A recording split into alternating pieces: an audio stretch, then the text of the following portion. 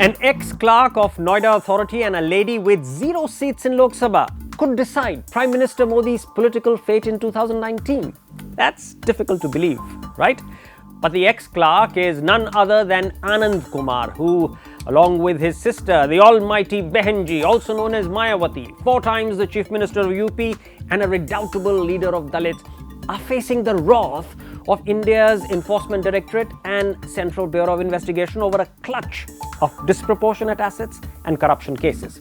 They are vulnerable to blackmail and or threats and or inducements and or defiance and or rebellion. Now what the siblings choose to do could decide the electoral outcome in 2019. To understand this odd political situation, let's dial back to Modi's extraordinary victory in 2014. He, along with a couple of loyal allies like Shiv Sena and Telugu Desam Party, had maxed his score in 12 large states of India. Let's call these 12 states the Modi dozen. These are Gujarat, Maharashtra, Rajasthan, Madhya Pradesh, Chhattisgarh, Haryana, Punjab, Bihar, Jharkhand, Assam, Karnataka and Simandra. That's the Modi dozen. Out of 283 Lok Sabha seats in these Modi dozen states, the NDA got, Prime Minister Modi got 227. That's a strike rate of 80%. Incredibly, they won 4 out of every 5 seats fought in these 12 states called the Modi dozen. But you know what? The political gale of 2014 is ebbing. Some would even say reversing. And that's happening quite discernibly in these Modi dozen states. From the Gujarat scare in December 2017 to the rout in Ratlam, Chitrakoot and local polls in Madhya Pradesh, to the debacle in Punjab and Gurdaspur, to the reverses in university elections in Delhi, Varanasi, Guwahati and Jaipur, to the ultimate annihilation in the Rajasthan by-elections in Ajmer and Alwar. The voter mood is no longer Rara Modi.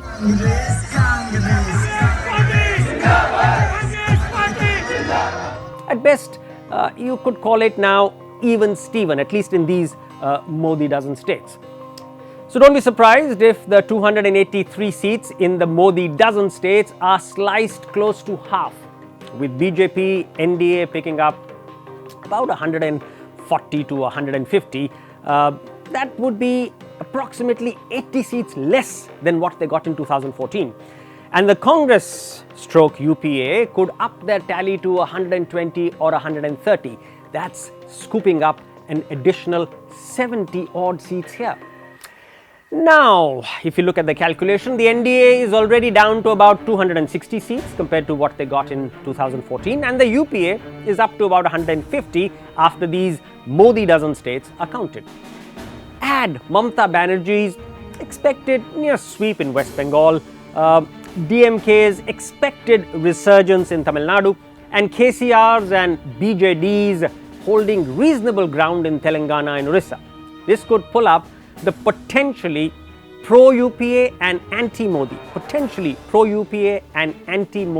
seat count to 200. So the 2019 race is elementally stripped down to Uttar Pradesh, UP. Remember, in our 260-seat NDA tally after the Modi dozen states have been counted, there are 73 NDA seats from UP.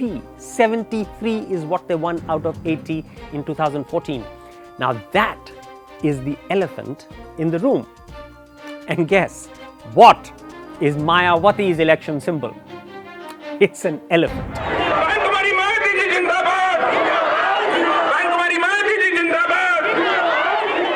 So the arithmetic in UP is sharp and it's drawn in blood. If Mayawati signs up with Congress and Samajwadi in a pre-poll alliance, BJP's seat tally could crash to less than or about 30 in UP, and that is a 43-seat gash in its 2014 mandate. If UP does see an unprecedented one-on-one contest between NDA and a freshly minted Mayawati plus Samajwadi Party plus Congress alliance, NDA's countrywide tally could drop to 200 to 220, and the BJP within that could drop to 170 to 200. This would put the UPA plus Mamata Banerjee's Trinamool plus the DMK and perhaps an assortment of smaller parties within striking distance of the majority mark of 272 in Lok Sabha in 2019. Now, the arithmetic is irrefutable, maybe irrefutable, but Mayawati is not.